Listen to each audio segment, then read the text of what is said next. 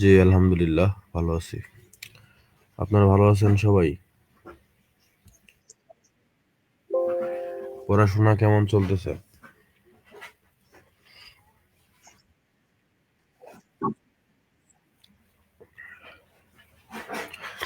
আগে থেকে না পড়লে শেষে এসে আসলে একটু ভুলে যাওয়া স্বাভাবিক ব্যাপার। প্রত্যেক মানুষই ভুলে যায়। ভুলে যাওয়া মানুষের একটি সাধারণ বৈশিষ্ট্য। ঠিক আছে? তো আমরা ভুলে যাব এমনটা ভাবার কোনো কারণ নাই যে আমার মনে হয় স্মরণ শক্তি কম, অন্য কারো স্মরণ শক্তি হয়তো বা বেশি। বিষয়টা এরকম না। সবাই পড়ে, সবাই ভুলে যায়। এখন আপনি কত মনোযোগ দিয়ে পড়ছেন এটা গুরুত্বপূর্ণ বিষয়। সেই সাথে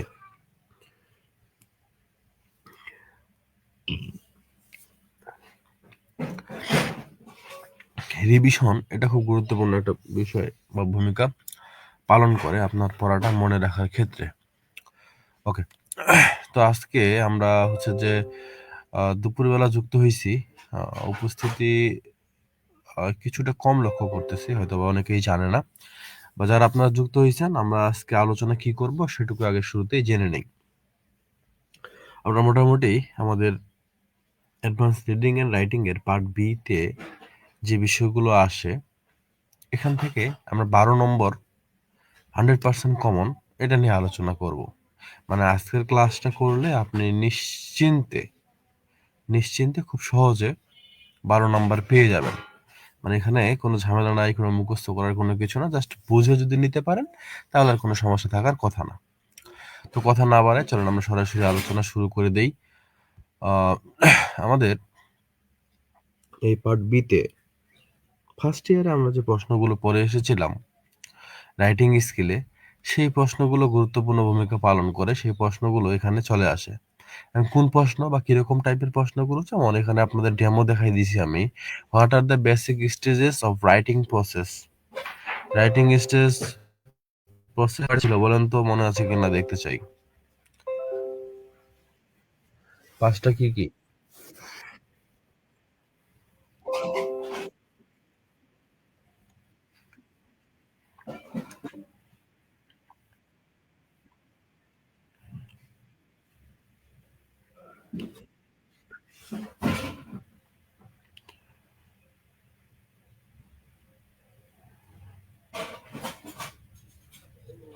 তাহলে আপনাদের মোটামুটি সবারই মনে আছে কম বেশি। ঠিক এই টাইপের প্রশ্নগুলো আমরা রাইটিং স্কিলে যেগুলো পড়ে এসেছি সেই প্রশ্নগুলোই আমরা এই জায়গায় পাবো। ঠিক আছে? তো ঠিক একইভাবে এখানে আমরা আরো কোশ্চেন যদি দেখি, যেমন what is brainstorming, what is drafting, what is revision ও revising, what is editing, plagiarism কি, বিবিলিওগ্রাফি কি, প্লাজারিজম লেখার মধ্যে কিভাবে অ্যাভয়েড বা স্কিপ করা যায়, এই টাইপের বিষয়গুলো বা এই টাইপের প্রশ্নগুলো এখানে সাধারণত এসে থাকে। যেমন what is notice, what is a report, what is a business letter, press release কি, এই টাইপের কোশ্চেনগুলো। ঠিক আছে? তো এগুলো আপনারা মোটামুটি সবাই জানেন, এগুলো নিয়েও আমরা আলোচনা করব। তো শুরুতে আমরা আলোচনা করতে চাই একটা বিষয় নিয়ে, যেটা অবশ্যই অবশ্যই পরীক্ষায় আমরা পাবো। আহ সেটা একটু আমরা দেখে নিই। কোশ্চেনটা আমরা একটু লক্ষ্য করব। Right 4 to 5 sentences on the following topics for given purposes and audiences.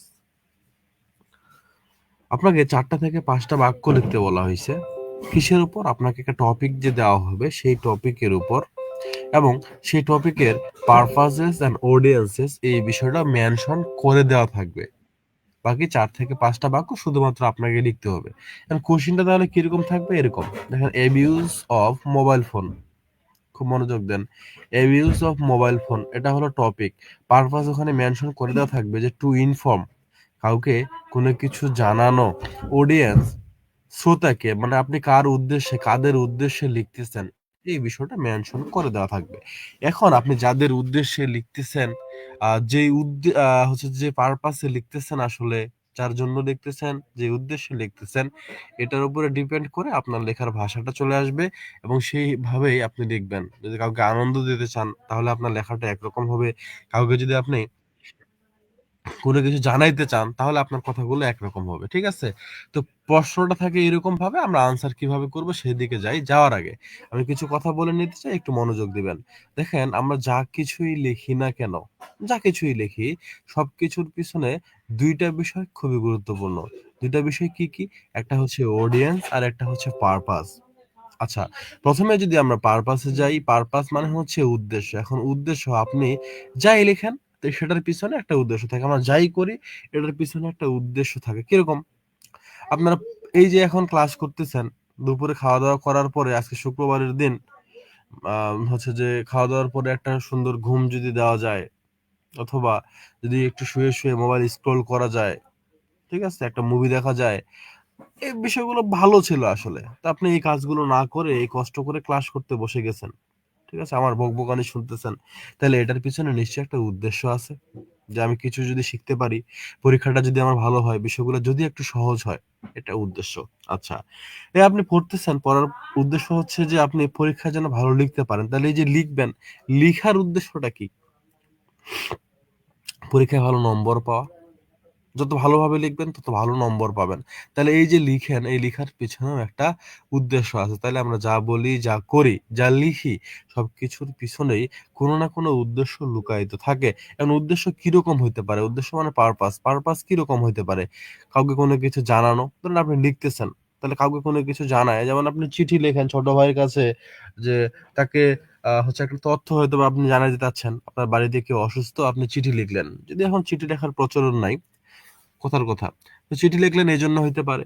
অথবা আপনার বন্ধুকে একটা চিঠি লিখতেছেন, সেখানে আপনি তাকে আনন্দ দিতে চান। ঠিক আছে? টু entertain তাকে আনন্দ দিতে চান। আপনার কোনো একটা ফানি ঘটনা আপনি সেখানে এক্সপ্রেস করলেন, বর্ণনা করলেন। অথবা আ আপনার ছোট ভাইকে আপনি সচেতন করতে চান। কিভাবে? যে বর্তমান সময়ে যুব সমাজ বেশিরভাগই নষ্ট হয়ে যাচ্ছে। তারা মাদকাসক্ত হয়ে যাচ্ছে, মোবাইলে আসক্ত হয়ে পড়তেছে, ইত্যাদি, ইত্যাদি সমস্যাগুলো। এই সমসাময়িক সমস্যাগুলো জানায় তাকে সচেতন করতে চান। অথবা বিশেষ কোনো গ্রামের মানুষজন যেখানে আর্সেনিকযুক্ত পানি পাওয়া যায়, এই আর্সেনিকযুক্ত পানি যাতে তারা পান না করে, এইজন্য তাদেরকে আপনি সচেতন করতে পারেন। তাহলে আপনার যেকোনো কিছু করার পিছনে অবশ্যই উদ্দেশ্য থাকবে, এটুকু বিষয় আমরা বুঝলাম। আমরা যে লিখি, যাই লিখি না কেন, লেখার পেছনে যথেষ্ট কিছু উদ্দেশ্য থাকে। মানে নির্দিষ্ট কিছু না কিছু উদ্দেশ্য থাকবেই। কোনো উদ্দেশ্য ছাড়া তো আর আপনি এমনি খামখেয়ালিভাবে লিখবেন না। তাই না? কোনো একটা উদ্দেশ্য আপনার অবশ্যই এর পিছনে লুকায়িত থাকে। তো এরকম উদ্দেশ্যগুলো থাকতে পারে এবং আমাদের এই প্রশ্নের উত্তরটা লিখতে গেলে আমাদের যে টাইপের পারপাস গুলো থাকবে, এগুলো হচ্ছে যে সাধারণভাবে কোনো কিছু বর্ণনা করতে বলা হতে পারে। কোনো ইনফরমেশন দেওয়ার কথা বলতে পারে, মানে কাউকে কোনো কিছু জানাচ্ছেন। অথবা বলা হইতে পারে কাউকে entertain করার জন্য, কাউকে সচেতন করার জন্য। ঠিক আছে? এই টাইপের বিষয়গুলো আমরা পাবো। আমরা একটু পরে প্র্যাকটিস করব, দেখব। তাহলে পারপাস বিষয়টা কি এবং কিভাবে প্রশ্নের মধ্যে মেনশন করা থাকে এতটুকু বুঝতে পারছি আমরা, একটু জানাবো।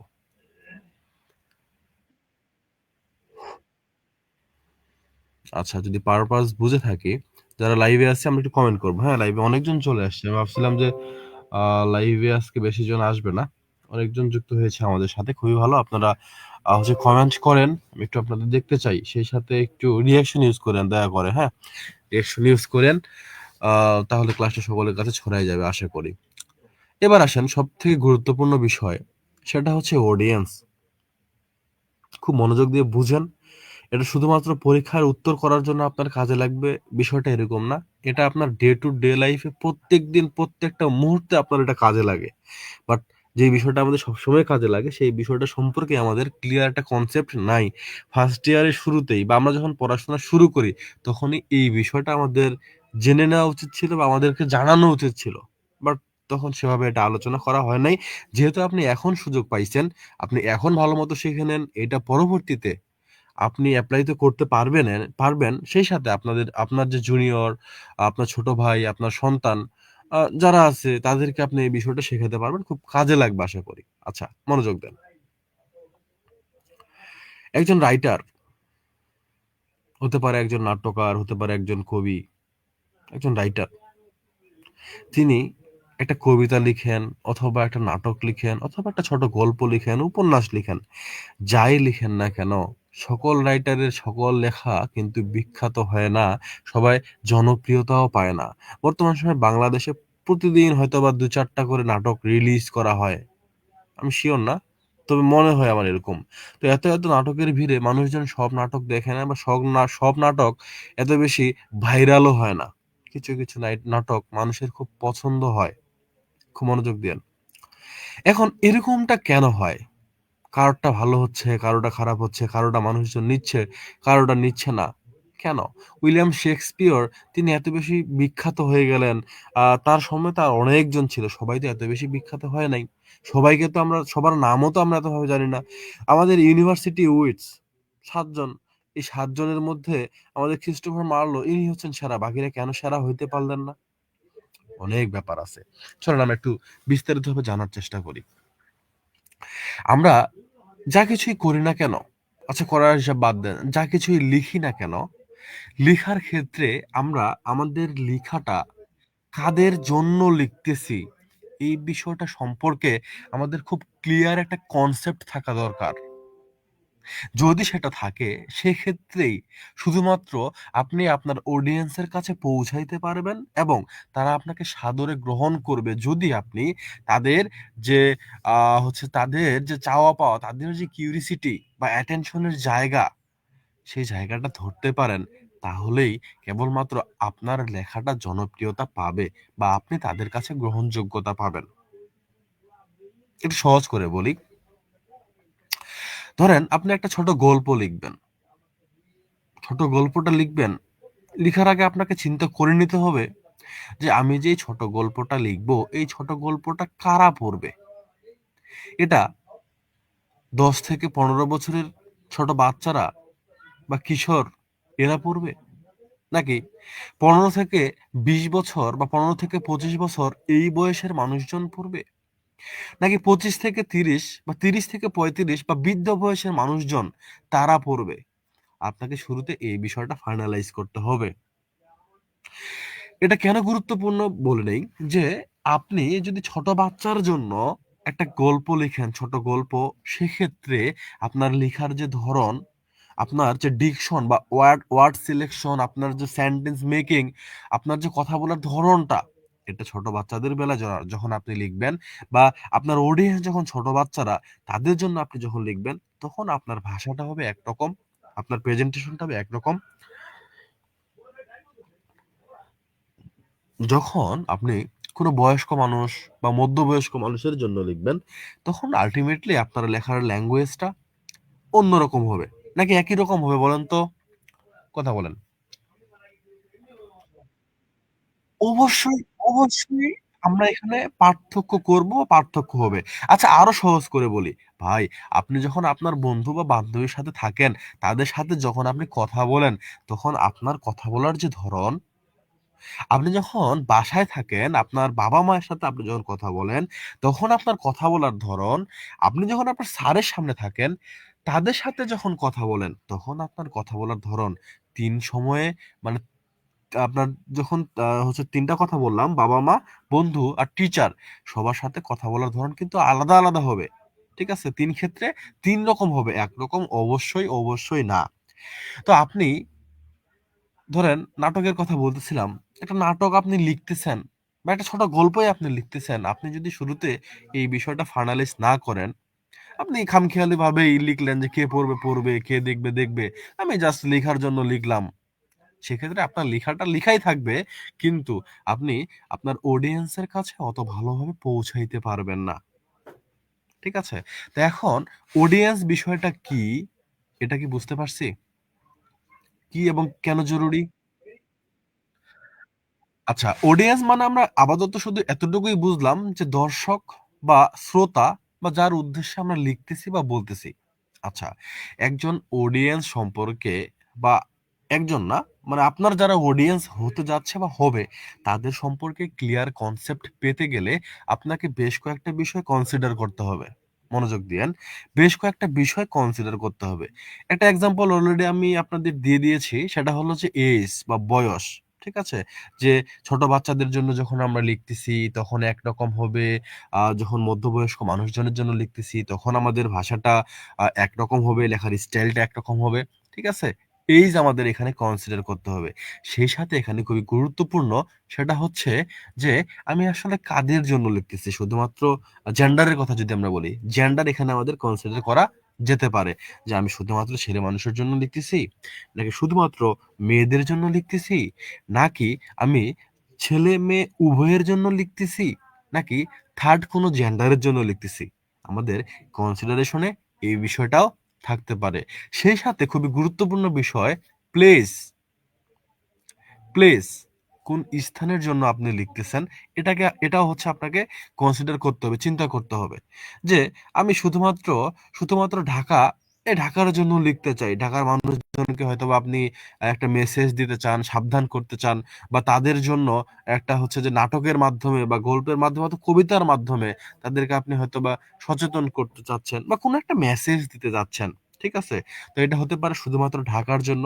যদি শুধুমাত্র ঢাকা অঞ্চলের জন্য হয়, সেক্ষেত্রে আপনার সেভাবে বিষয়টা চিন্তা করতে হবে যে আসলে আপনি কোন বিষয়ের উপর লিখতেছেন, আপনার উদ্দেশ্যটা কি, এবং অডিয়েন্স শুধুমাত্র ঢাকাবাসী, তো আপনার লেখাটা একরকম হবে। এখন আপনি যদি চিন্তা করেন না, আমার প্লেস শুধুমাত্র ঢাকার জন্য আমি লিখবো না, বা শুধুমাত্র ঢাকা বিভাগের জন্য আমি না, আমি পুরো বাংলাদেশের জন্য লিখতে চাই, তাহলে আপনাকে সেভাবে চিন্তা করতে হবে।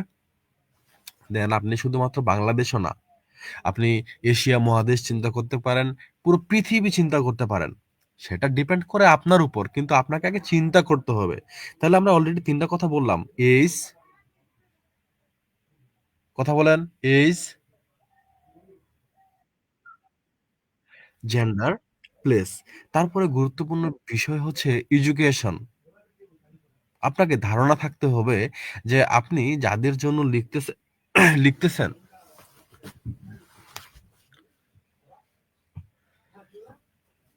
তারা আসলে কতদূর পড়াশোনা করছে। সবার তো আর হচ্ছে আলাদা আলাদা করে জানা সম্ভব না। বাট মোটামুটি একটা কনসেপ্ট থাকতে হবে এরকম যে তারা আসলে আহ, কিরকম শিক্ষিত, খুব বেশি শিক্ষিত, উচ্চ শিক্ষিত, নাকি মোটামুটি শিক্ষিত। মানে এটা জানার উদ্দেশ্য হচ্ছে আপনি যে লিখবেন, এখন আপনার লেখার ওয়ার্ড সিলেকশন যদি অনেক বেশি কঠিন হয়ে যায়, আর দেখা গেছে আপনি যাদের জন্য লিখছেন ওইখানকার মানুষজন ধরেন যে ক্লাস 6-7 পর্যন্ত পড়ছে, তারা মোটামুটি রিডিং পড়তে পারে, কারণ আপনি খুব দার্শনিক টাইপের কথাবার্তা বলছেন, কঠিন কঠিন ভাষা ব্যবহার করছেন, তাদের মাথার উপর দিয়ে যাবে সবকিছু, ওরা বিরক্ত হবে, ওরা বুঝবে না, ওরা পড়বে না আপনার লেখাটা, তাহলে আপনার লেখাটা, কষ্টটা আপনার বৃথা চলে যাবে। এই জন্য আপনাকে এই বিষয়টাও বুঝতে হবে, কনসিডার করতে হবে যে আমি যাদের জন্য লিখতেছি তাদের আসলে আমার মানে কতদূর পর্যন্ত তারা নিতে পারবে, তাদের ধারণ ক্ষমতা কতটুকু বা কতটুকু পর্যন্ত তারা বুঝতে পারবে, এটা সম্পর্কেও আপনাকে হচ্ছে যে একটা কনসেপ্ট রাখতে হবে। তারপরে সবথেকে গুরুত্বপূর্ণ বিষয় হচ্ছে তাদের কিউরিসিটি বা তাদের আগ্রহ, এটা কোন জায়গায়। দেখেন, আপনি যদি একজনের ইন্টারেস্ট বিষয়টা জানতে পারেন, তাহলে খুব সহজেই তার মনের মধ্যে আপনি প্রবেশ করতে পারবেন। যেমন ধরেন, আপনি মেহমান বাড়িতে গেছেন, বাড়িতে ছোট ছোট বাচ্চা আছে অনেকগুলো, তো এই ছোট বাচ্চাদের আপনি খুব ক্লোজ হইতে চাচ্ছেন, কারণ হুট করে একটা নতুন জায়গায় গিয়ে ছোট বাচ্চাদের ক্লোজ আপনি হইতে পারবেন না। হইতে পারবেন তখনই যখন আপনি জানবেন তাদের ইন্টারেস্টটা কোন জায়গায়, তাদের আগ্রহটা কোন জায়গায়। আপনি জানেন যে ছোট বাচ্চারা মোবাইলে গেম খেলতে পছন্দ করে, আপনার ফোনে আপনি তাদেরকে গেম খেলতে দিলেন, অথবা আপনি তাদের মতো করে গেম খেলা শুরু করলেন। দেখবেন ওই ছোট ছোট বাচ্চারা আপনার আশেপাশে ঘুরঘুর করতেছে, আপনার ফ্যান হয়ে গেছে খুব কম সময়ে। তাহলে কিভাবে এটা সম্ভব হলো? আপনি তাদের ইন্টারেস্ট, এই বিষয়টা বুঝছেন এবং সেই জায়গায় হিট করছেন, তারা সাদরে আপনাকে গ্রহণ করছে। তাহলে আপনি যে একটা লেখা লিখবেন, ধরেন আপনি একটা ছোট গল্পই লিখতেছেন, আমরা ছোট গল্পের কথা বলতেছিলাম, হয়তো বা আপনাদের মনে আছে। তো এই ছোট গল্পটা যে লিখতেছেন, ধরেন আপনি 15 থেকে 20 বছরের আহ এই বয়সের যে মানুষজন তাদের জন্য আপনি লিখতে যাচ্ছেন। তো এখন এই সময় মানুষজনের ইন্টারেস্টটা কোন জায়গায়, ধরেন যে সায়েন্সের প্রতি তাদের ঝোঁক অনেক বেশি, তারা সায়েন্স ফিকশন এটা খুব পছন্দ করে। তাহলে আপনি ওই অ্যাঙ্গেলে কোনো কিছু যদি লিখেন, তাদের আপনার উদ্দেশ্য থাকবে তাদেরকে হয়তোবা কোনো কিছু জানানো অথবা এন্টারটেইন করা অথবা রহস্যময় কোনো কিছু বলা। আপনি এটা চুজ করে নিবেন এবং এখানে এই উদ্দেশ্যটাও কিন্তু তাদের ইন্টারেস্টের উপর ডিপেন্ড করে আপনি এটা সিলেক্ট করতে পারেন। দেন আপনি যদি একটা লিখা লিখেন, তারা সাদরে সেটা গ্রহণ করবে। যদি সিনেমা দ্বারা এক্সাম্পল দেই, বর্তমান সময়ে বাংলাদেশে যে সিনেমাগুলো রিলিজ হয়, আই থিংক আমার মতো আপনারা অনেকেই জানেন না বা বেশিরভাগই জানার কথা না যে কোন ছবি আসতেছে, কোন ছবি যাচ্ছে, কার ছবি হচ্ছে, কার ছবি যাচ্ছে। আমরা এগুলো দেখি না, খবরও রাখি না। আচ্ছা, আ যদি পাশের দেশের কথার সিনেমার কথা বলি, যেমন আপনারা সবাই হয়তোবা নাম শুনে থাকবেন। যেমন হচ্ছে যে আ 'কেজিএফ', তারপর হচ্ছে 'পুষ্পা', আম আর কি? আরে সিনেমা তো কবে থেকে দেখা হয় না। 'বাহুবলী', 'কাটাপ্পা', 'मैं झुकेगा नहीं साला', ঠিক আছে? তো এই সিনেমা এখন ধরেন 'পুষ্পার' কথা যদি বলেন, 'কেজিএফ' এর কথা যদি বলেন, আই থিংক অনেকেই দেখেছেন আপনারা। হয়তোবা আপুরা অনেকেই দেখে নাই। ছেলে ভাইয়েরা যারা আছেন তারা দেখেছেন। আচ্ছা দেখছে। 'প্রিয়তমা' আমাদের কিবরিয়া ভাই, প্রেমিক পুরুষ 'প্রিয়তমা', যাক ভালো। উনি সিনেমা দেখেন। এখন বিষয় হলো ভাই, আচ্ছা আজকে হাসা হয় নাই। আজকে ফানি কোনো কথাও বলা হয় নাই। আ আচ্ছা যাই হোক। আ সিরিয়াস মুড এ আছি তো সবাই। আজকে মজা করতেছি না আমরা। সমস্যা না, আমরা শিখি আজকে। তো এখন এই যদি এই সিনেমার কথা বলেন, আ তো এই সিনেমা আসলে সবাই দেখবে না। দেখবেন আপনি যদি ওই কি বলে 'কেজিএফ', তারপরে ওই যে নতুন একটা প্রবাসের সিনেমা এসেছিল না 'সালার'। তো এই সিনেমা আপনার বাবারে নিয়ে যদি আপনি বসে দেখেন, আপনারে বকাবকি করবে। ভাই কি ছবি দেখো তুমি? মানে ছবির কোনো অর্থ নাই, কি নাই, শুধু কাটাকাটি মারামারি। এটা কোনো সিনেমা হইলো? তারা এটা পছন্দ করবে না। বাট বর্তমান সময়ের ইয়াং জেনারেশন যারা, তারা কিন্তু এই সিনেমাটা পছন্দ করতেছে এবং এই ছবিগুলো খুব ভালো টাকা ইনকামও করে নিয়ে যাচ্ছে, ভালো ব্যবসা করতেছে।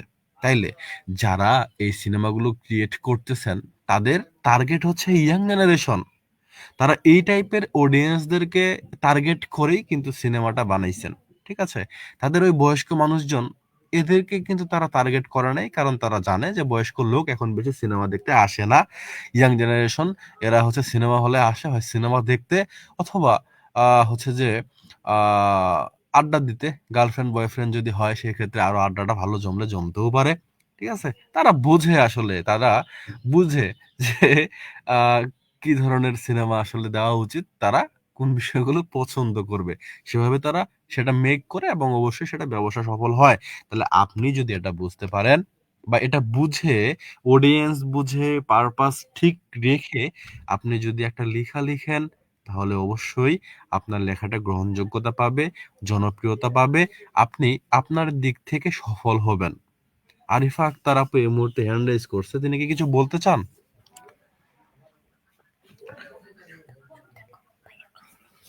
ওকে, হয়তোবা উনি ভুলে হাত উঠাইছেন অথবা তিনি ক্লাস করতে এসেছেন, আমাদেরকে জানান দিলেন। আপুকে স্বাগতম। আচ্ছা, তো এই পর্যায়ে আমরা অডিয়েন্স বিষয়টা কি, পারপাস বিষয়টা কি, এতটুকু সবাই ক্লিয়ার হয়েছে কি হয় নাই, একটু কনফার্মেশন চাইবো আমি প্লিজ। প্লিজ সবাই।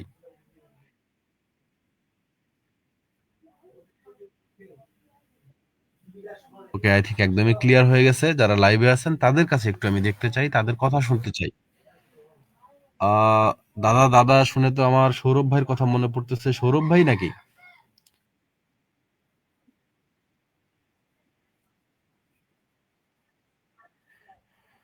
আপনি এতদিন পর কই থেকে আসলেন? আপনার কতদিন দেখি না, আপনি ফোন দেন না। আরে ধুর, আপনি লাইভে ক্লাস করেন তা কি হইছে? আপনি ফোন দিবেন না। আপনি ফোন দিতে হঠাৎ করে হারায় গেলেন। কোন খবর নাই। কই আছেন না আছেন। না, এটা ঠিক না। আপনি ফোন দিয়েন। কথা আছে আপনার সাথে। এখন ভাই, আপনি যদি এটা বলেন, দেখেন আপনার এই জায়গায় কতজন ক্লাস করতেছেন। ভাই সবার কথা মনে পড়ে। কিন্তু আসলে সম্ভব হয়ে ওঠে না।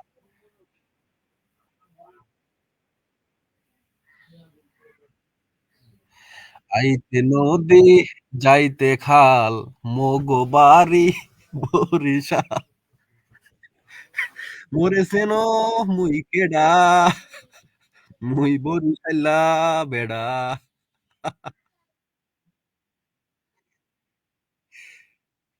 ওকে, বরিশালের লঞ্চে উঠে, ঠিক আছে।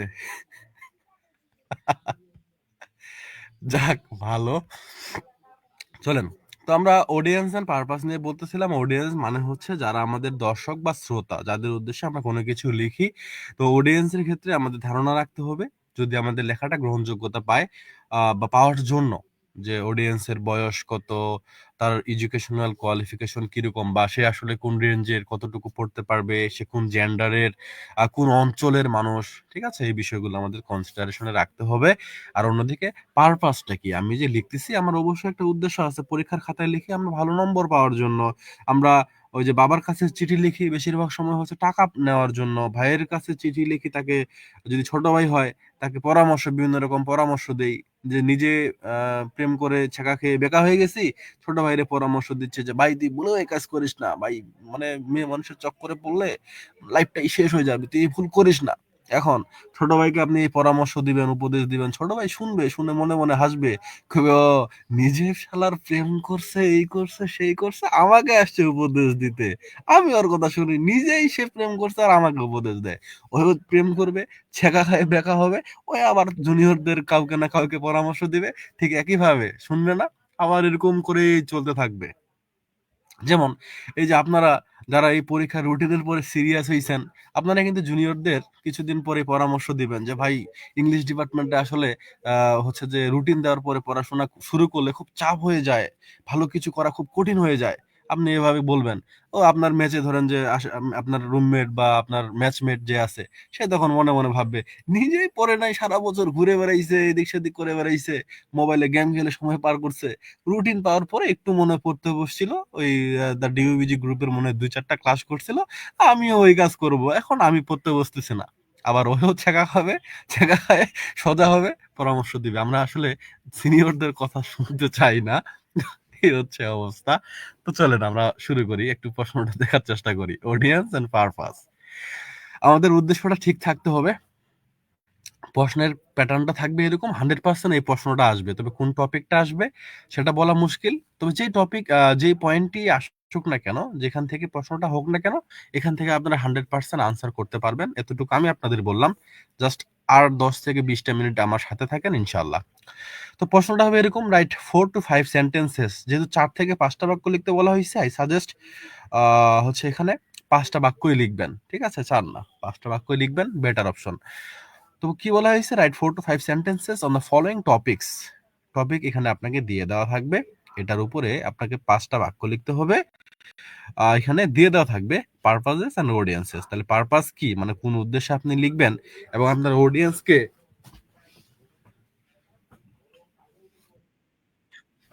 সেই বিষয়টা আপনাকে বলে দেওয়া থাকবে। এখন একটু চিন্তা করেন, আপনাকে বলা হয়েছে অ্যাবিউজ অফ মোবাইল ফোন। এই অ্যাবিউজ মানে কি? অপব্যবহার। অপব্যবহার। আচ্ছা, মোবাইল ফোনের অপব্যবহার, এটা হচ্ছে আপনার টপিক, এটা দেওয়া হয়েছে। এখন আপনি যে লিখবেন, আপনার লেখার উদ্দেশ্য এখানে বলে দেওয়া হয়েছে যে টু ইনফর্ম, মানে আপনি কোনো কিছু মানে হচ্ছে যে তথ্য জানাইতে চান কোন বিষয়ে, যে মোবাইল ফোন যে অপব্যবহারটা হচ্ছে এই বিষয়ে, তাহলে আপনাকে তথ্য জানাইতে হবে। আর তথ্যটা জানাবেন কাকে? অডিয়েন্সকে। অডিয়েন্স আপনাকে এই বিষয়টা কনসিডার করতে হবে। এখানে বলে দেওয়া হয়েছে স্কুল স্টুডেন্টস, তাহলে স্কুলের ছাত্রছাত্রীদেরকে আপনি আপনাকে তথ্য জানাইতে হবে। তাহলে আপনি বুঝে যাচ্ছেন যে এখানে আপনি যে 5টা বাক্য লিখবেন, তথ্য প্রদান করতে হবে যে মোবাইল ফোনের অপব্যবহারটা আসলে কিভাবে কিভাবে হচ্ছে এটা। এবং এখানে যেহেতু স্কুল স্টুডেন্টস, তাহলে এখানে ফর্মাল ওরকম কিছু না, নর্মালি আপনি লিখবেন। ঠিক আছে, ভাষাটা সেরকম হবে। চলেন একটু দেখি আমরা। অলদো মোবাইল,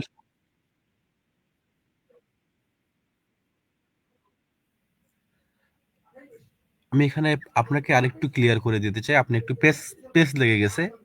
যাক, শুরুতে প্রশ্নটা করছেন, খুব ভালো হয়েছে। শেষে গিয়ে এই প্রশ্ন করেন নাই, তাইলে কিন্তু মুশকিলে পড়তাম।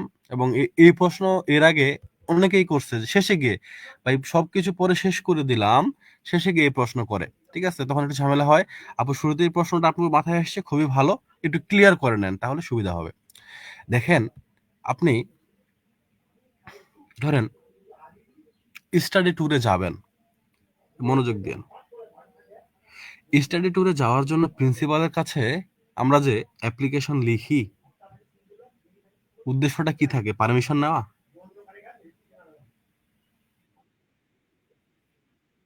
টাকা, পৃথিবীতে টাকাই সবাই, পারমিশন কি? আপনি তো নিজেও চলে যাইতে পারেন, দরকার তো টাকা।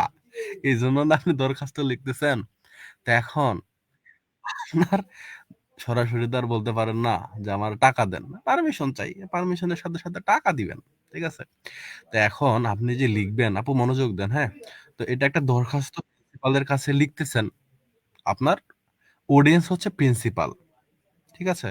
এবং উদ্দেশ্য হচ্ছে এখানে পারমিশন চাওয়া, অবশ্যই পারমিশন চাওয়া। সেই সাথে আমরা টাকা চেয়ে বসি। তাহলে টাকা নেওয়া এবং পারমিশন ২ টা হচ্ছে উদ্দেশ্য। মনোযোগ দিবেন।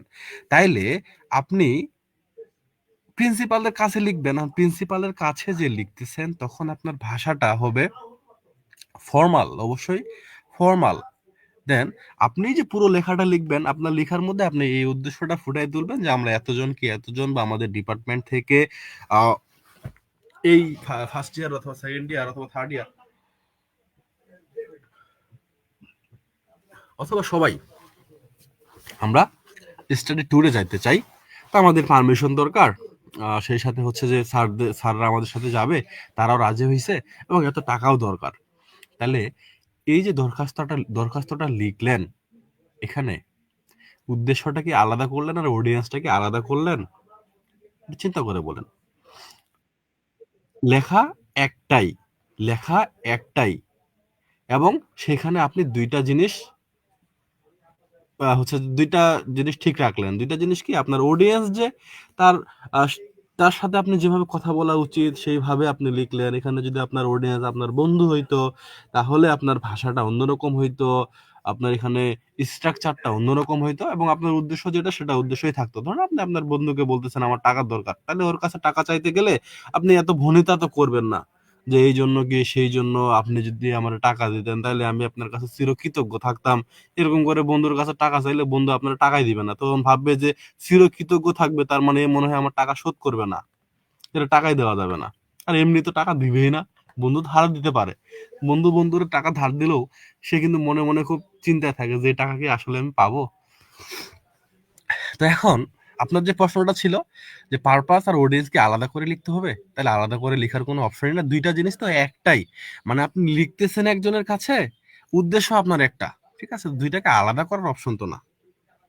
তাহলে একই লেখার মধ্যে আমাদের দুইটা বিষয় এমনিতেই চলে আসতেছে। আপনি কনসিডার করতেছেন যে আপনার অডিয়েন্স কে, সেটার উপর ডিপেন্ড করে আপনার লেখার শব্দ চয়ন, আপনার লেখার ফরম্যাট বা স্টাইল, এই বিষয়গুলো ডিপেন্ড করতেছে। আর একটা হচ্ছে আপনি কোন উদ্দেশ্যে লিখতেছেন সেই অ্যাঙ্গেলে আপনি তথ্যগুলো প্রদান করবেন। ওকে ফাইন, আমরা একটু এটা দেখি। Abuse of mobile phone, mobile ফোনের অপব্যবহার। Although mobile phone is a wonderful gift of modern science, যদিও মোবাইল ফোন হচ্ছে আমাদের আধুনিক বিজ্ঞানের খুব চমৎকার একটা উপহার, it is being abused in various ways, এটা বিভিন্নভাবে অপব্যবহার করা হচ্ছে। ওকে ফাইন, একটা বাক্য বলা হলো, it is used by the miscreants to commit crimes, দুর্বৃত্তকারী বা খারাপ মানুষজনের দ্বারা এটা ব্যবহৃত হয় বিভিন্ন রকম অপরাধ সংগঠনের জন্য, অপরাধ করার ক্ষেত্রে। It is also used in eve teasing, এটা ইভটিজিং করার ক্ষেত্রে ব্যবহার করা হয়, যদিও বর্তমান সময়ে এই সংখ্যাটা কিছুটা কম।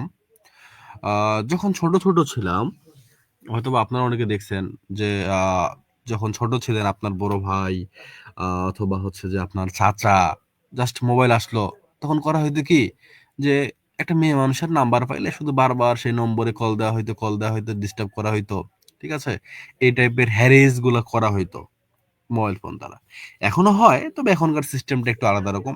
এখন ইফটিজিং, এখন হয়তো বা দেখা গেছে যে আহ মেয়েরা এটাকে অ্যাপ্রিসিয়েট করে বা হচ্ছে যে এই টাইপের গুলো আসলে হয় না, কল টল দিয়ে এরকম করে ঝামেলা আর এখন হয় না, আই থিঙ্ক সো। আগে হয়তো এটা খুবই একটা নম্বর পাইলে খুব জ্বালাইতো, তো এটা ইফটিজিং এর ক্ষেত্রে এটা দ্বারা ইফটিজিং করা হয়। Often students talk over mobile phone for hours and neglect their lessons, যেহেতু আমরা স্টুডেন্টদের জন্য লিখতেছি তাহলে স্টুডেন্টের কথাগুলো এখানে বলা অবশ্যই খুব ভালো হবে বা জরুরি। তো স্টুডেন্টরা মোবাইল ফোনে কথা বলে তাদের গুরুত্বপূর্ণ সময়গুলো আসলে নষ্ট করে ফেলতেছে। As we know, mobile phone technology is invented for human welfare, it must not be misused or abused recklessly. আমরা যেমনটা জানি যে মোবাইল ফোন আসলে আবিষ্কার হয়েছিল মানুষের ভালোর জন্য, তো অবশ্যই আমাদের এটাকে হচ্ছে অপব্যবহার করা বা খারাপ কাজে ব্যবহার করা উচিত না। বন্ধ করা উচিত এটা আসলে। তাহলে আমরা কথা বললাম কয়টা? মোবাইল ফোন হচ্ছে যে তথ্য জানাইলাম যে মোবাইল ফোনে কিভাবে অপব্যবহার করা হচ্ছে, এটা অপব্যবহার করা উচিত না, কিভাবে হচ্ছে এই তথ্যগুলো আমরা দিলাম এবং কাদেরকে দিলাম? স্টুডেন্ট, স্কুলের যে স্টুডেন্ট তাদেরকে। তো এই উত্তরটা কি আমরা বুঝতে পারছি? আচ্ছা, আমরা একটু প্র্যাকটিস করি। কেমন? তাহলে আমাদের জন্য ইজি হবে। আরেকটু আমরা প্র্যাকটিস করব। প্র্যাকটিসের কোনো বিকল্প নাই। আর রোড অ্যাক্সিডেন্ট, একটা সড়ক দুর্ঘটনা। এখানে উদ্দেশ্যটা কি? টু ডিসক্রাইব মানে কি? টু ডিসক্রাইব মানে কি? কথা বলেন। বর্ণনা করা। তার মানে আপনার একটা সড়ক দুর্ঘটনায় যেভাবে আপনার সাথে ঘটনাটা ঘটছে, ঠিক আছে? যেভাবে আপনি দেখছেন এই বিষয়টা বর্ণনা করবেন। কথা হলো বর্ণনা করব আমি কার কাছে? প্রিন্সিপালের কাছে? নাকি আমার বাবা-মার কাছে? নাকি কার কাছে? এটা তো আমাকে জানতে হবে। সেটাও বলে দেওয়া আছে। কোনো সমস্যা নাই। অডিয়েন্স হচ্ছে আপনার একজন বন্ধু। তো আপনার একজন বন্ধুর কাছে আপনি বর্ণনা করবেন। কিসের বর্ণনা? সড়ক দুর্ঘটনার বর্ণনা। Yesterday on my way back home from college I witnessed a terrible road accident. গতকালকে আমি যখন কলেজ থেকে বাসায় ফিরতেছিলাম তখন আমি খুব ভয়ঙ্কর একটা সড়ক দুর্ঘটনার সাক্ষী হই বা সড়ক দুর্ঘটনা আমার সামনে ঘটে যায়। An old man was knocked down by a speedy truck. একজন বয়স্ক মানুষ একটা দ্রুতগতির ট্রাকের দ্বারায় ধাক্কা খেয়ে পড়ে যায়। People around the spot rushed there to help the man and they took him to hospital. সেখানে মানুষজনের ভিড় যে জমে যায়, মানুষজন হচ্ছে জড়ো হয়ে যায় এবং তাকে হসপিটালে নিয়ে যাওয়া হয়। I also went there and heard people say reckless driving was responsible for this accident. আমি সেখানে পৌঁছাই বা সেখানে যাই এবং শুনি যে হচ্ছে বেপরোয়া গতিতে গাড়ি চালানো এই অ্যাক্সিডেন্টের একটা কারণ। Anyway, everything got settled and I returned home with a violent memory of the horrible incident. যাই হোক, সবকিছু ঠিকঠাক হয়ে যায় বা হচ্ছে যে সেটেল হয়ে যায় এবং তারপরে আমি ঘরে ফিরে আসি এরকম ভয়ঙ্কর একটা দুর্ঘটনার আহ স্মৃতি নিয়ে। ঠিক আছে? ভয়ঙ্কর একটা স্মৃতি নিয়ে। তো এই হলো সড়ক দুর্ঘটনার বর্ণনা, যেভাবে ঘটনাটা ঘটছে সেটাই বর্ণনা করা হইলো এবং সহজ সাবলীল ভাষায় বন্ধুর সাথে যেভাবে কথা বলা হয় জাস্ট সেগুলাই। তার মানে আবার এটা না যে আপনি চিঠিতে যেরকম করে লিখেন যে I have got your letter yesterday, I hope you are well, I am also well, হ্যাঁ, গিভ মাই সালাম টু ইউর প্যারেন্টস। এই চিঠি লিখতে বসে যায় না যেন। এখানে মাত্র ৫টা বাক্য লিখবেন। তো ৫টা বাক্য যেই অ্যাঙ্গেলে যেই পারপাসে লিখতে বলা হবে সেটাই লেখেন। ঠিক আছে? না অনেকে করতে পারেন তো। যে ৫টা বাক্য এত বড়, বড় করে লিখবো একদম হচ্ছে যে বন্ধুর বাবা-মাকে সালাম দেওয়ার সাথে, সাথে বন্ধুর যে ছোট বোন বা বড় ভাই আছে, হ্যাঁ? তারে ভালোবাসা দিয়ে দিব। হায়, হায়! আপনারা অনেক উদার, অনেক উদার। পোলাপাইন শুধু হাসে। বলেন।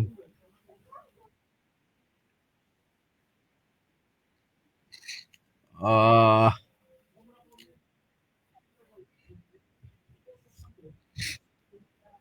আচ্ছা। ওকে, আমরা আরেকটু প্র্যাকটিস করি। আপনারা বিরক্ত হচ্ছেন? বোঝা যাচ্ছে বিষয়গুলো বোঝা যাচ্ছে আসলে? ওকে।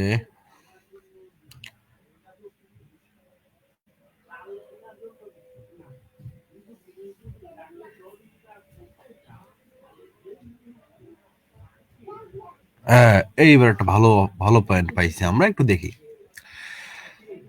প্রশ্নে বলা হয়েছে উইন্টার মর্নিং, উইন্টার মর্নিং মানে একটা গ্রীষ্মের সকাল, তাই না? গ্রীষ্ম এই এই গ্রীষ্মকাল কে জানি বললো? আচ্ছা, আচ্ছা। একটা শীতের সকাল, এখন শীতকাল চলতেছে। শীতের সকাল। ওকে। পারপাস হচ্ছে টু ডিসক্রাইব মানে বর্ণনা করা, একটা শীতের সকালে যা কিছু ঘটে এটা বর্ণনা করবেন। তো এটা আমরা সহজভাবে বর্ণনা করতেই পারি। আমরা বন্ধুর কাছে যেভাবে শীতের সকাল নিয়ে বলি সেভাবে তো আমরা করতেই পারি। কিন্তু এখানে অডিয়েন্সের কথা বলা হইছে স্কলারলি রিডার্স। দ্যাট মিনস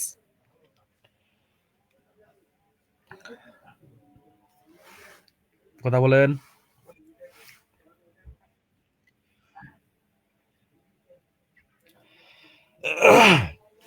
মানে হচ্ছে পণ্ডিত ব্যক্তি যারা খুব পড়াশোনা করে ধার্মিক হচ্ছে যে পড়ুয়া ব্যক্তি এক কথায়, ঠিক আছে?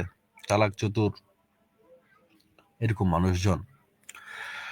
ওকে, আমরা একটু দেখি তাহলে কিভাবে লিখবো। আমাদের লেখার গভীরতা এখানে অনেক বেশি থাকবে, বা হচ্ছে যে একটু ডিপ ওয়েতে আমরা লিখবো আসলে। Winter morning is a cold and Misti morning. There is dancey fog everywhere and everything looks hazy in winter morning. সবদিকে কুয়াশা, সবকিছু হচ্ছে যে আহ, দেখতে কুয়াশাচ্ছন্ন লাগে, সব ধোঁয়াশে ধোঁয়াশে লাগে. As Bangladesh is a temperate country, the winter days here are not as cold as those of the cold countries in the world. তো বাংলাদেশে আসলে অন্য দেশের মতো এত বেশি ঠান্ডা পড়ে না। যেমন হচ্ছে বরফ বরফ পড়ে সকালবেলা বিকালবেলা, মানে এরকম বরফ জমে না আসলে বাংলাদেশে। It is not bright like spring or summer morning.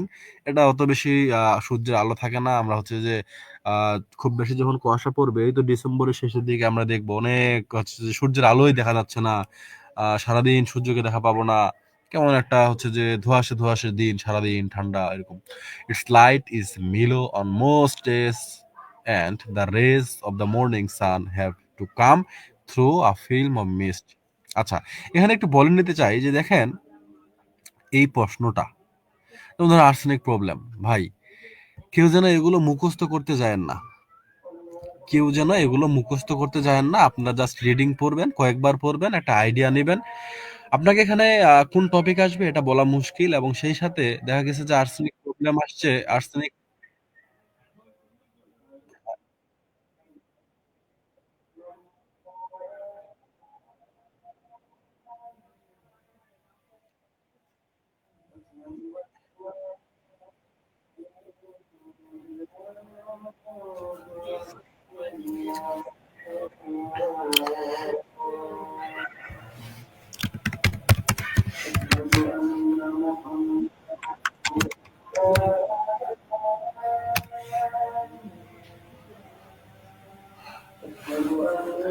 আচ্ছা, আজান দিচ্ছে, 1 মিনিটের একটা ব্রেক নিচ্ছি.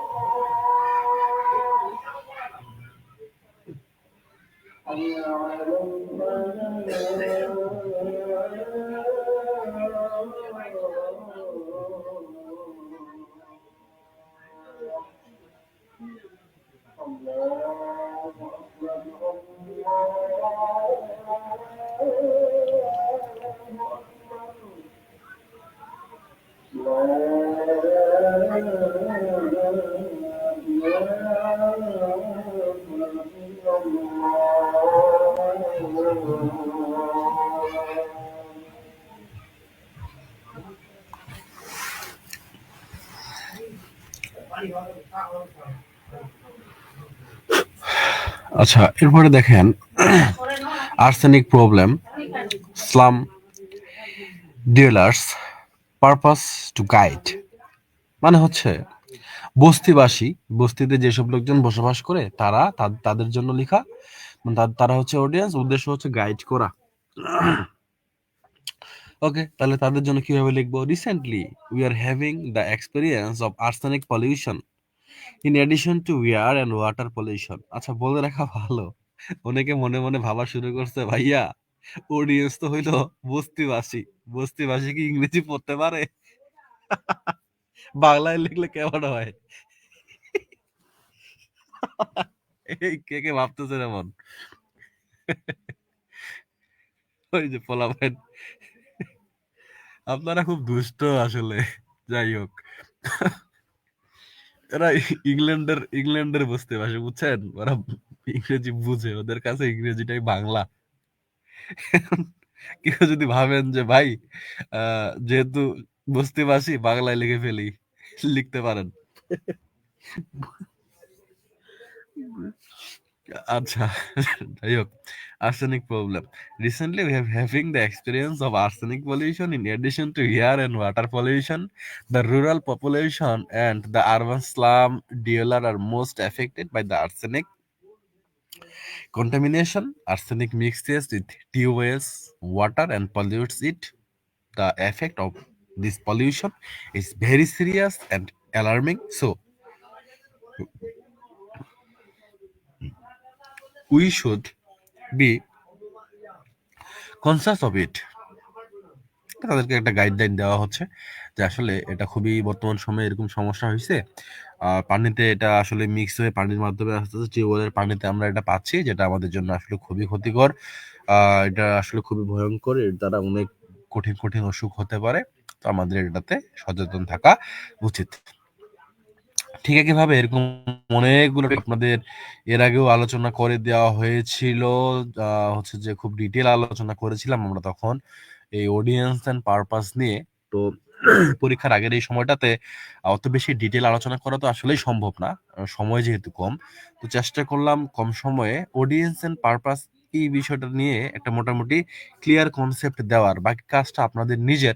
আই থিঙ্ক আপনারা যদি এখন একবার করে রিডিং পড়েন তাহলে আপনাদের খুব ভালো একটা আইডিয়া গ্রো করবে এবং পরীক্ষায় যেই টপিক আসুক না কেন, সেটা ধরেন ইংলিশ ইংলিশ ট্র্যাজেডি সম্পর্কে প্রশ্ন আসছে, তাহলে এটা হচ্ছে পারপাস হচ্ছে টু ইনফর্ম মানে জানানো, অডিয়েন্স হচ্ছে রিসার্চ ওয়ার্কার যারা গবেষণা করে আসলে তাদের জন্য।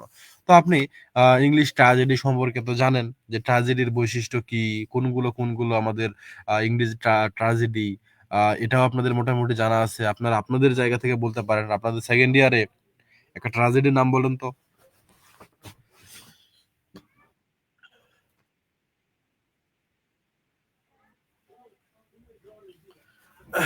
Oedipus Rex, Riders to the Sea। সেই সাথে আপনাদের পরীক্ষার রেজাল্ট যদি কারো খারাপ হয়ে যায়, আরো একটা জীবনে ট্রাজেডি হয়ে যাবে। হ্যাঁ, যদি এখন সিরিয়াস না হন, ভাবেন যে এখন একটু ঘুমাই, কয়েকদিন পরে পড়বো, পরীক্ষার আগের দিন পড়বো, তাহলে এই কঠিন বাস্তবতাটা আপনাদেরকে মেনে নিতে হবে। পরবর্তী বছরে গিয়ে আপনাকে আবার ফর্ম ফিল আপ করতে হবে, পরীক্ষা দিবেন ভালো, রেজাল্ট হবে ফেল। আবার কেন হবে এর পিছনে অনেক কারণ থাকতে পারে, অনেক কারণ আছে আসলে, সেই দিকে অবশ্যই আমি যাব না। তবে এরকমটা অনেকের ক্ষেত্রে হয়, পরীক্ষা দিবেন ভালো কিন্তু ঝামেলা একটা থেকেই যায় এবং এই ঝামেলা আপনাকে বারবারই ভোগাবে। আপনি থার্ড ইয়ার ফোর্থ ইয়ার চলে গেছেন, সেকেন্ড ইয়ারে আবার আপনি আটকে আছেন। তো ভাই এবং আপু, এই ভুল আপনারা দয়া করে কেউ করেন না। যেহেতু আপনারা সিরিয়াস পড়াশোনা করতে যাচ্ছেন, শেষ মুহূর্তে এসেও আপনাদের এই রিয়েলাইজেশন হয়েছে যে না, আমি পড়াশোনা করেই পরীক্ষাটা দিতে চাই, একবারই পাশ করতে চাই, ভালো রেজাল্ট করতে চাই, একবারেই আমার এটাই সুযোগ, লাস্ট সুযোগ। আগে আমি কি করছি, এখন আমি একটু সিরিয়াস। আর যারা এরকম আছেন যে আগে পড়াশোনা করছি, সব তো শেষ হয়ে গেছে সিলেবাস, এখন আর না পড়ি, পরীক্ষার আগে দিয়ে একদিন দেখবো। ভাইয়া এবং আপু, আপনাদের প্রতি আমার আরো বিশেষ নিবেদন যে আপনারা আগে যেহেতু পড়ছেন, আপনাদের রেজাল্ট ভালো হওয়াটা খুবই সহজ, আবার খুব বেশি কঠিন। যদি আপনারা অহংকারী হয়ে যান তো, যে আগে পড়ছি এখন থাক, এমনটা না। এখনকার সময়টা সব থেকে গুরুত্বপূর্ণ এবং এখন এই রিভিশনটা সব থেকে বেশি কাজে লাগবে। এবং স্পেশালি আমাদের প্রিপারেশন ব্যাচে যারা যুক্ত আছেন বা প্রিপারেশন ব্যাচে, তাদের জন্যই বেসিক্যালি আমাদের এই রিভিশন, এই আয়োজন। তো এবারের জন্য যারা হচ্ছে যে দ্বিতীয় বর্ষে, তাদের বাকিদের জন্য আমরা এটা ফ্রি দিচ্ছি। বাট এই কম সময়ে এসে আসলে অত ডিটেল জানাও সম্ভব না। আপনারা জাস্ট ভালো একটা মোটামুটি করতে পারবেন। তবে যারা প্রিপারেশন ব্যাচে ছিল, এটা কিন্তু তাদের জন্য, ঠিক আছে, তাদের জন্য আপনারা পাচ্ছেন, সত্যি কথা বলতে। এবং সবসময় এটা এমন করাও হবে না। এবার আপনাদের হচ্ছে যে একটু আমরা হচ্ছে সহজ করে দিচ্ছি জার্নিটা, ঠিক আছে। তো আপনাদের আসলে প্রিপারেশন ব্যাচের যে ভাইয়া বা আপুরা আছেন, তাদের প্রতি হচ্ছে যে কৃতজ্ঞ থাকা উচিত, আমি এভাবেই বলবো। তাদের জন্য আপনাদের এই পাওয়াটা, এবং আপনারা আপনাদেরকে যে তারা এটা দিচ্ছে, এই সুযোগটা দিচ্ছে, এটা কিন্তু তাদের উদারতা। আমরা দিচ্ছি অবশ্যই, ঠিক আছে, বাট তাদের অবশ্যই এই জায়গায় ক্রেডিট আছে, এটা আপনাদের জানতে হবে, মানতে হবে। তো এই সময়টাতে আপনারা সবাই খুব সিরিয়াস হয়ে যান, একটু এই কয়েকটা দিন কষ্ট করেন, আল্লাহর দোহাই লাগে আপনাদের কষ্টটা করেন। রেজাল্টটা ভালো হইলে আমার রেজাল্ট ভালো হবে না ভাই, আপনাদেরই হবে, আপনারাই খুশি হবেন, দিন শেষে আপনারা প্যারামুক্ত থাকবেন। আশা করি বুঝতে পারছেন। দেন আসেন ইংলিশ ট্র্যাজেডির কথা যদি বলি। আমাদের লাইফে এরকম ট্র্যাজেডি না হোক, ইংলিশ ট্র্যাজেডি, তো ট্র্যাজেডি সম্পর্কে আমরা যা জানি, মুখস্থ করার কোনো কিছু না, যা জানি আমরা এখানে যদি ইনফর্ম করার কথা বলা হয়েছে রিসার্চ ওয়ার্কারদের, আমরা তথ্য জানাবো। Most general discussion about tragedy it traces the generic form its classical origins in ancient Greece. William Shakespeare, Christopher Marlowe, Thomas Kyd, John Webster made enormous contributions in English to English tragedy. There are famous tragedies like Hamlet, Macbeth, Othello, Dr. Faustus, The Riders to the Sea, Oedipus Rex in English literature. ওকে, সুন্দর। আপনি এরকম কথাবার্তা বললেন যা জানেন। আপনি environment pollution কি কথা বলা হয়েছে? To warn audience, general people, সাধারণ মানুষজনকে আপনি সচেতন করে দিবেন, ওয়ার্নিং দিবেন। তাহলে কিভাবে দিবেন? এনভায়রনমেন্ট পলিউশন তো দিনে দিনে হচ্ছে এবং এর জন্য কি কি সমস্যা হচ্ছে এবং কি কি হতে পারে এবং কেন এটা সেভ করা উচিত, এই টাইপের কথাগুলো আপনি 5টা বাক্যে বলতে পারেন। এবং এখানে আরেকটা বিষয় বলে নিতে চাই, সেটা হলো যে এখানকার বাক্যগুলো শুধুমাত্র সিম্পল সেন্টেন্সে না লিখে কমপ্লেক্স এন্ড কম্পাউন্ড সেন্টেন্সে লেখার চেষ্টা করবেন এবং সেন্টেন্সগুলো একটু বড় বড় করার চেষ্টা করবেন, ইনফরমেটিভ যাতে হয়। এবং ছোট্ট ছোট্ট 5টা বাক্য 3টা ওয়ার্ডে শেষ করে দিলেন। কি কি থাকতো? Subject, verb, object. হ্যাঁ, 6 মিনিট পরে শেষ হয়ে যাবে। আসলে আমি নামাজ পড়তে যাব, তো কন্টিনিউ করব না, আমি শেষই করে দেব। আমি শেষ করে দেব, মসজিদে যাইতে হবে। অসুবিধা নাই, আমরা নেক্সটে তো আলোচনা করবে। আলোচনা তো আমাদের প্রত্যেক দিনই হচ্ছে, আপনারা প্রত্যেক দিন আসেন না, বাট আমরা আমাদের কাজটা কিন্তু করে যাচ্ছি, আমরা আমাদের পরিশ্রম করে যাচ্ছি আপনাদের জন্য। বাকিটা আপনাদের ইচ্ছা, কিভাবে আপনারা নেবেন, কতটুকু করবেন, কিভাবে কাজে লাগাবেন, সেটা আপনাদের ব্যাপার। আপনার যে কোনো প্রশ্ন, যে কোনো সমস্যা আমাদেরকে করলে আপনারা সেগুলোর উত্তরও পেয়ে যাচ্ছেন। ঠিক আছে? তো এরকমটা আসলে আর কই পাওয়া যায় না যায়, বা কেউ করবে কিনা আমি জানি না। হয়তোবা পাওয়া যায়, হয়তোবা আরো কেউ এমন আছে যে ছোট ভাই বোনদের কথা চিন্তা করে তারাও এরকম ক্লাস নিচ্ছে, থাকতেই পারে। কিন্তু আপনাদের সেটা নিতে হবে। ওই যে একটা এক্সাম্পল দিছিলাম, সিনিয়ররা বলে, পরামর্শ দেয়, জুনিয়ররা সেটা নিতে চায় না, পরবর্তীতে নিজে সেটার অভিজ্ঞতা নিয়ে আবার অভিজ্ঞতা শেয়ার করে, উপদেশ দেয়, সেটা হয়তো বা নিতে চায় না বা নেয়, যারা নেয় তারা গেইন করে। তার এনভায়রনমেন্ট পলিউশন, এখানে সাধারণ মানুষজনকে আমরা ওয়ার্নিং দিব, উদ্দেশ্য হচ্ছে ওয়ার্ন করা। কিরকম? Environment pollution is one of the major global problems nowadays. বর্তমান সময়ে এটা একটা খুব বড় সমস্যা। The elements of nature are being polluted day by day by mankind for their selfishness. We should be aware of our environment and save it from for pollution at any cost. Otherwise, the existence of man, animals, and plant will be uncertain. এসবের অস্তিত্ব আর থাকবে না, অনিশ্চিত হয়ে যাবে। To ensure the survival of mankind, animals, and plants, we should the program of afforestation and prevent pollution of our natural environment. আচ্ছা, এগুলো আমরা বুঝতে পারতেছি। এরপর টেন্ডার করেন যে এই যে আমাদের অডিয়েন্সের পারপাস সম্পর্কিত যে প্রশ্নগুলো, এগুলোর আনসার আমরা করতে পারবো কিনা। যদি পারি তাহলে আমরা অন্যদিকে যাবো, একটু হচ্ছে যে ক্লিয়ারিফিকেশন চাই।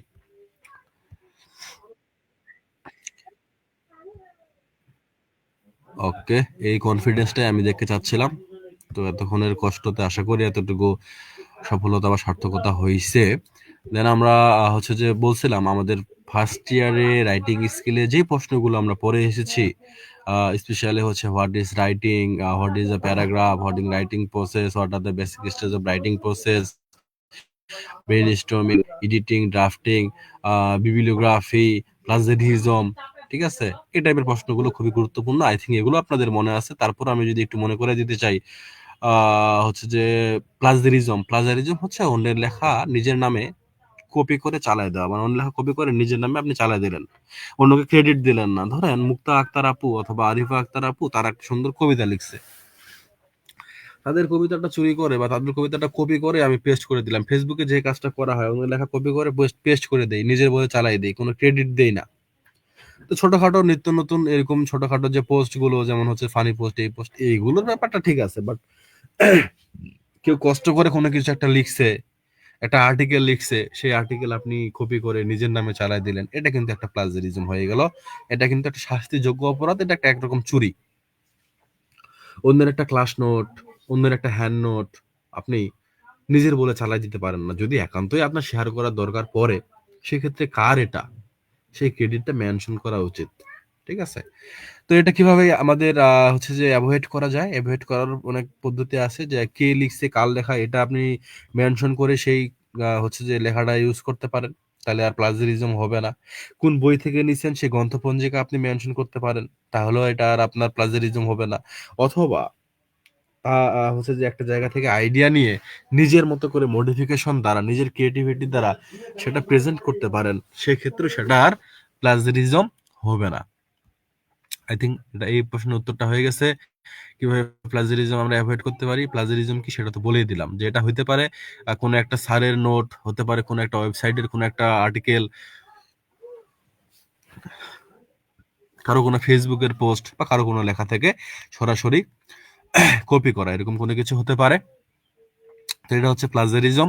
আমাদের মিটটা শেষ হয়ে গেলে সবাই ফেসবুক লাইভে চলে আসবে। ফেসবুক লাইভে আমি আপনাদের উপস্থিতি দেখতে চাই। এসে সবাই হাজিরা দেন যে ভাইয়া আসছি। লাইভে চলে আসেন, বাকিটুকু সেখানে শেষ করবো আমরা। Facebook live.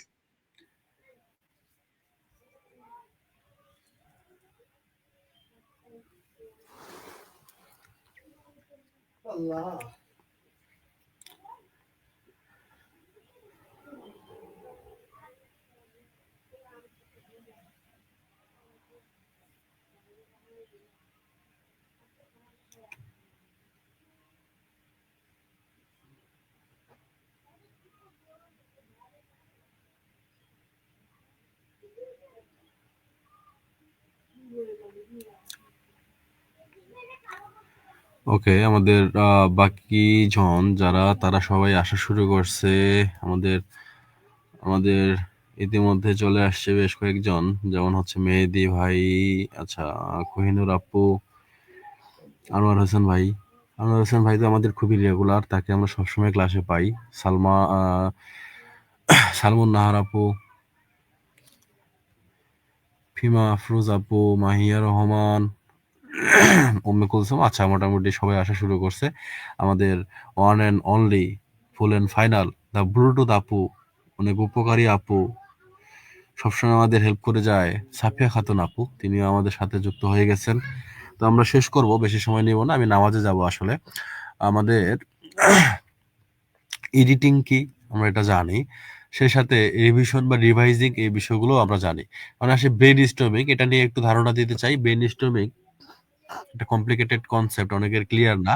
ব্রেন স্টর্মিং বিষয়টা হচ্ছে যে সাধারণত এরকম একটা, যদি বৃহৎ চিন্তা করি, তাহলে বিষয়টা দ্বারা এরকম যে কোনো একটা বিষয়, কোনো একটা টপিকের উপর একটা টিম, ধরেন 5 জন 10 জন এরকম একটা টিমের মধ্যে ডিসকাশন, কিরকম ডিসকাশন? ফ্রি ডিসকাশন কি? যে যে যার মতো করে অপিনিয়ন শেয়ার করতে পারবে, কোনো লিমিটেশন নাই, কোনো ধরাবাধা নাই, যে না তুই এটা বলতে পারবি না বা আপনি এটা বলতে পারবেন না, এই টাইপের কথা বলা যাবে না, এরকম কোনো কিছু না। একটা প্রবলেমের উপর হতে পারে, তো সবাই যার যার অবস্থান থেকে নিজের নিজের পয়েন্ট অফ ভিউ, নিজের নিজের চিন্তা ভাবনা, এগুলো শেয়ার করার পরে একটা ফাইনাল ডিসিশনে আসা, যে না আমরা এই পয়েন্টগুলো নিব, এই পয়েন্টগুলো আমরা বাদ দিব। ঠিক আছে? মানে কাউকে ছোট করার কোনো কিছু নাই, সবাইকে স্বাধীনতা দিতে হয় এবং একটা সিদ্ধান্তে পৌঁছাইতে হয়, বা একটা হচ্ছে যে একটা বিষয়ের উপর অনেকগুলো তথ্য কালেক্ট করতে হয়। তো এটা হচ্ছে ব্রেন স্টর্মিং।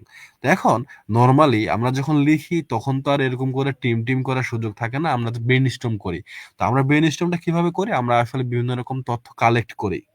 আমরা বিভিন্ন রকম তথ্য কালেক্ট করি কই থেকে? বই থেকে কালেক্ট করতে পারি, আমাদের স্মৃতি থেকেই আমরা কালেক্ট করতে পারি, এবং নিজের চিন্তা দ্বারা সেই বিষয়টাকে সুন্দর করে প্রেজেন্ট করতে পারি বা সাজাইতে পারি। তো এটা হচ্ছে ব্রেন স্টর্মিং, আমাদের বেসিক চিন্তা থেকে আমরা যদি বলি সেটা। আর বৃহদত্ত চিন্তা করলে আসলে হচ্ছে যে এখানে অনেকজন মেম্বার থাকে, সেটা। এই হচ্ছে আমাদের ব্রেন স্টর্মিং। এটা জাস্ট একবার রিডিং করলে আপনাদের মনে চলে আসবে, আপনারা তো আগে থেকেই পড়ছেন। আর এই প্রশ্নটা এবারের জন্য খুবই গুরুত্বপূর্ণ, what are the basic stage of writing process. এটা আপনারা জানেন যে 5টা রাইটিং প্রসেস। প্রি রাইটিং, কি? প্রি রাইটিং হলো লেখার পূর্বের ধাপ। ধরেন পরীক্ষা দিতে গেছেন, পরীক্ষা দিতে গিয়ে আপনার উত্তর কমন পড়ছে কিন্তু প্রশ্ন কমন পড়ে নাই, তখন আপনার মাথা ঘুরতেছে যে না কি করব, কিভাবে আমি সাজাবো, তাহলে প্রথমে আমি এই পয়েন্টটা দেই, তারপরে ওই পয়েন্টটা দিব, তারপরে হচ্ছে যে এই কোটেশন গুলো ইউজ করব। আচ্ছা, এইভাবে লিখলে মোটামুটি আমার উত্তরটা সুন্দর হয়ে যাবে। তো এই যে লেখার পূর্বে আপনি যে পরিকল্পনাটা করলেন, কোন কোন তথ্যগুলো উপস্থাপন করবেন সেই বিষয়টা ভাবলেন বা তথ্যগুলো কালেক্ট করলেন, এই টাইপের ধাপটাকে বলা হচ্ছে প্রি রাইটিং প্রসেস বা লেখার পূর্বের ধাপ বা প্ল্যানিং ফেজ। এরপরে আপনি লেখা শুরু করলেন, ঠিক আছে? এরপরে আপনি লেখা শুরু করলেন। তো লেখা হয়ে গেল। তো লেখাটা তো আর একদমই ফাইনাল হয় নাই। এর মধ্যে ভুল ভ্রান্তি থাকতে পারে। তো কি, কি ভুল আছে না আছে সেটা দেখার জন্য একটা রিভিশন দিয়ে দেওয়া হয়। এটা 3rd স্টেজ। রিভিশন দিলে অবশ্যই কিছু ভুল খুঁজে পাবেন। তো এই ভুলগুলো তো ঠিক করতে হবে। তো সেটা আপনাকে এডিট করতে হবে। দেখা গেছে যে ছোট বড় পাংচুয়েশন, ক্যাপিটালাইজেশন এর বিষয়-টিষয় থাকে, লেখার ওয়ার্ডের বানান ভুল থাকে, গ্রামাটিক্যাল এরর থাকে। তো এই বিষয়গুলো আপনাকে ঠিক করতে হবে। যখন সবকিছু ঠিক হয়ে গেল, আপনার লেখাটা প্রকাশ করার জন্য প্রস্তুত। তখন আপনি সেটা পাবলিশ করলেন। এই হলো আমাদের ৫ টা ধাপ। বুঝতে পারছেন?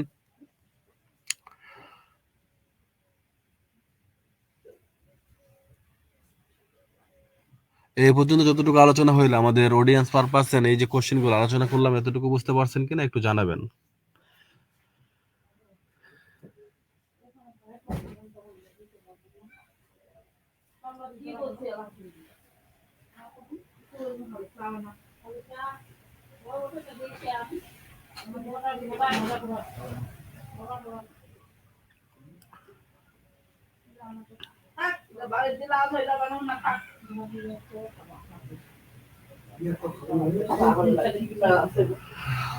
আচ্ছা, মোটামুটি তাহলে সবারই বোঝা গেছে। আশা করি কোনো সমস্যা নাই। তো ঠিক আছে, এখন আর আলোচনা সামনের দিকে বাড়াবো না। আমাদের পরবর্তী ক্লাসে আবার সবার সাথে দেখা হবে ইনশাআল্লাহ। আপনাদের কাজ থাকবে এই অডিয়েন্স এন্ড পারপাস, সেই সাথে আমাদের এই যে প্রশ্নগুলো, রাইটিং পার্টের যে প্রশ্নগুলো, এই প্রশ্নগুলো নিজ দায়িত্বে একটু দেখে নেওয়া, মনে চলে আসবে তাহলেই। যদি কোনো প্রশ্ন বুঝতে অসুবিধা থাকে, যদি কোনো অডিয়েন্স এন্ড পারপাস এই টপিকটাতে অসুবিধা থেকে থাকে, পরবর্তী ক্লাসে আমাকে জানাবেন অবশ্যই। আমি চেষ্টা করব আপনাদেরকে একটা সলিউশন দেওয়ার, অথবা আমাকে ইনবক্স করতে পারেন। সেক্ষেত্রেও আমি চেষ্টা করব আপনাদেরকে বিষয়টা বুঝাই দেওয়ার, অথবা আপনারা নিজেরা ব্রেন স্টর্মিং করতে পারেন। আপনারা স্টাডি গ্রুপে এই বিষয়গুলো নিয়ে, সমস্যাগুলো নিয়ে কথা বলতে পারেন। আপনারা আপনারাই সলিউশন বের করে নিতে পারেন। তো আজকে আমরা আলোচনা করতে চাইছিলাম 3টা টপিক নিয়ে, মানে এটা শেষ হয়ে যায় তো ভয়েস টোন স্টাইল বলে আর একটা টপিক আছে। তো সেই টপিকটা এখন আর পড়ার সময় হচ্ছে না, আমি নামাজে যাব। আমি অন্য কোনো ক্লাসে বা পরবর্তী ক্লাসে সেই বিষয়টা নিয়ে আলোচনা করে নেব ইনশাল্লাহ। তো সে পর্যন্ত সবাই ভালো থাকেন, সুস্থ থাকেন, আর নিয়মিত পড়াশোনা করেন। পরীক্ষার আগের এই সময়টা কিন্তু খুবই গুরুত্বপূর্ণ, এটা মাথায় রাখেন। আল্লাহ হাফেজ। আসসালামু আলাইকুম।